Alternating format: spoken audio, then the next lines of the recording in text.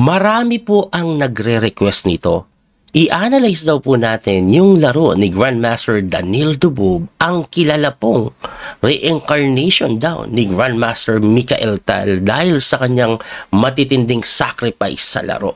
At eto na nga po, no, since wala pa siyang masyadong laro ngayon, balikan po natin yung nangyaring laban niya kay Grandmaster Let One Min ng Vietnam sa Champion Chess Tour. 2 months ago lang po ito. At ang nangyari, matindi. Panoorin nyo. Nakakamanga yung mga sacrifice. Puti po dito si Daniel Dubov, ang tinira niya po G3. Nag D5 naman po si Let One Min, nag Bishop G2, Knight F6 develop lang, Knight F3 develop, Knight BD7. Huwag kayong magtaka bakit po hinarangan yung Bishop. Immediate pong nilalagay yan dyan para dito pupunta. Depensa po yan sa may E5 na kung saan kadalasan sinasagot po yan ng D4 para hindi makapag E5 eh. Pero Daniel Dubov, sa'yo na yung gitna, castling lang ako. At nag E5 na nga. Ngayon, ang setup po ni Daniel Dubov, yan po yung tinatawag na King's Indian attack na nagdi D3. O, parang King's Indian depensan, baligtad lang. O, diba? So, ang ginawa po niya, nag C6, tumira lang po ng A4. Hanip yan. Biglang gilid lang ang approach. Anyway, para saan yung A4? Hindi ko sigurado. Baka gustong itulak, isagad. Ang ginawa po ng kalaban, magkamagulo, A5 din ako. Pagka A5, Knight C3, develop lang. Nag-Bishop B4 naman. Tapos tumira po ng E4. Ito pong si Daniel Dubov na nagsisimula ng manggulo. Kasi libre yan eh. Pwede pong kainin to pagka takes mo, takes capture. Pero okay lang yan kasi may mga capture din sa E5 or this one, may libreng ganon. So planado po yan ni Daniel Dubov, kaya ang ginawa po ni Tuan Min, kinapture niya po yung pawn sa E4, binawi po ng kabayo, tapos nag-castling lang. Pagka-castling, nag-bishop G5 pin, na umatras yung bishop kasi nakapin yung knight. Pagkatras, knight takes F6, kumapture po ng bishop, bishop takes F6, binawi ng reyna, tapos rook E1 lang. So far, sinisimplihan lang po ngayon ni Dubov. Open file lang ako, pressure ako dito, at okay na. Kaso, si Let One Min, tumira po ng E4. Nag-sacrifice ng pawn kay Dubov. Ang dahilan niya po, pag kinapture mo yan, whatever piece you use, babawiin po yung B2. Si Dubov, sinacrifice ng pawn. Alam niya naman si Dubov sa mga nakakilala. Huwag kang magulo. Yan ang sasabihin sa'yo niyan. Bakit mo sinasacrifice ng pawn? Ako dapat ang mag-sacrifice ng pawn. Ang tinira ba naman? Umatras lang yung kabayo. Naisip pa niya yan. Ang best move daw, kainin mo na lang. Pero Dubov talaga ang stylan, hindi siya masaya pag wala siyang sinacrifice. Syempre, ginalaw po yung kabayo, di kinapture. Kinapture yung D3. Pag kinapture mo yan, kain dito, di 1 pawn down ka. Sabi ni Dubov, kaya ako ang binibigay para sa'yo, bakit ko babawiin? Nag-knight E4. So, pagka knight E4, inataka yung reyna, kinapture yung B2. And then pagka-capture sa B2, queen takes D3, finally binawi niya. Ang ending, Dubov, 1 pawn down, at dahil dyan, masaya na si Dubov. Masaya yan pag lugi ng pyesa eh. Tingnan nyo ang nangyari. Ang ginawa po, nag-knight E5. Dinevelop yung kabayo, inatake pa yung reyna, makakalabas na yung bishop. Tumira lang ng queen D6 yan. Pagka queen D6, tumira po ng knight C4. Kailangan yun eh. Kasi pag nag-develop ka ng bishop na ganon, may ganon, mawawalan ng depensa yung kabayo. So, inaatake reyna, nag-queen lang po sa E5. Tumira ng queen B4, hinahamon. Siyempre, kung matalino ka, lamang ka ng pawn, ipalit mo yung reyna para wala na counterplay. 1 pawn up endgame yan eh. Siyempre, Dubov, alam niya yan. Tumakbo. Pagkatakbo, tumira lang po ng H6. Ayun. Bakit? Prevent po yung mga ganon. Para walang threat sa 8-7. Kaso tinirahan lang ng C3 nito po. Tapos pagka C3, according sa engine, ang best move daw is queen B2 equal. Di ko sure kung bakit. Kasi ang tinira po is queen B6. Halos pareho naman. Pero tagilid daw. Alam nyo ba kung bakit? Eto, kasi may bishop F1. Yan o ngayon. Kahit mag queen B2, may bishop F1 naman, di ba?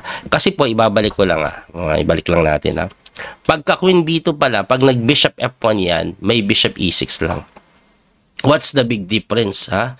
Ibalik natin sa nangyari. Ganito po kasi, pasensya na kung bakit magulo, ha? Gusto lang makita nyo yung diferensya. Pagka Queen B6, Bishop F1, nag-Bishop E6, ang big difference nito ay meron pong Bishop takes C4, capture, and then Knight F6 na tumataging ting ting ting ting.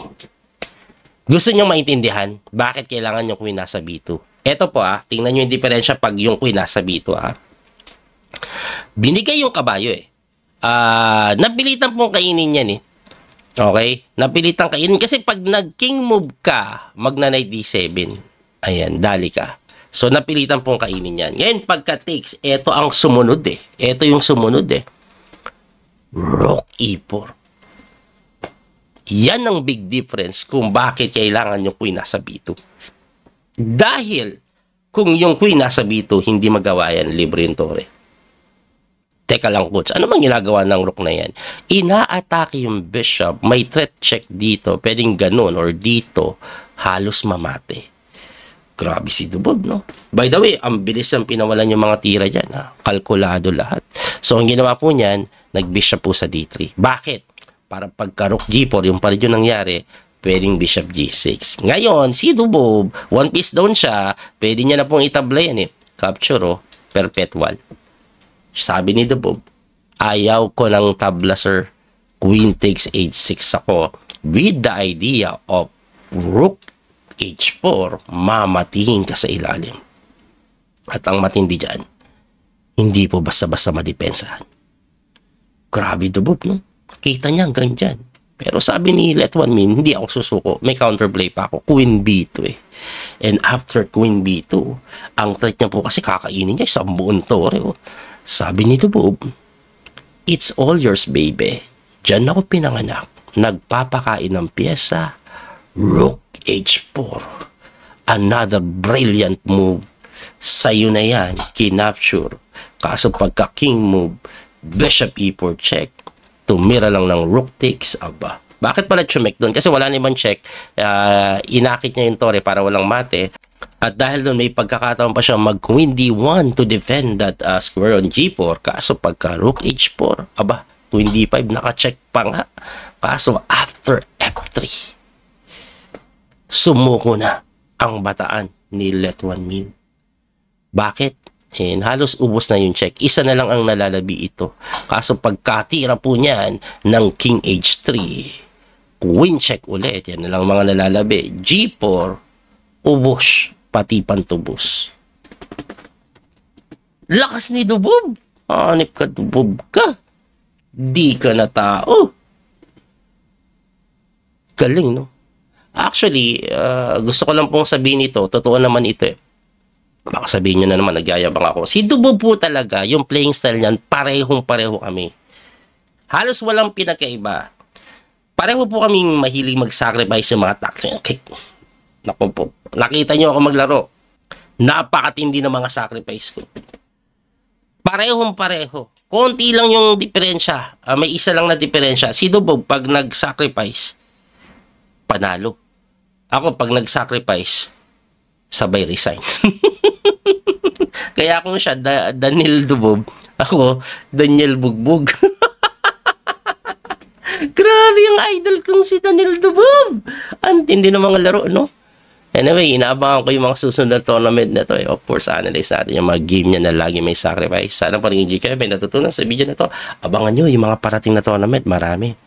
At since nakabalik na po ako ng Bangkok, regular po tayo mag-upload ulit. At sana po masuportahan nyo po ako. Don't forget to like and share. God bless po mga kabiyahe. Maraming salamat sa support. Bye-bye po. Thank you. Thank you.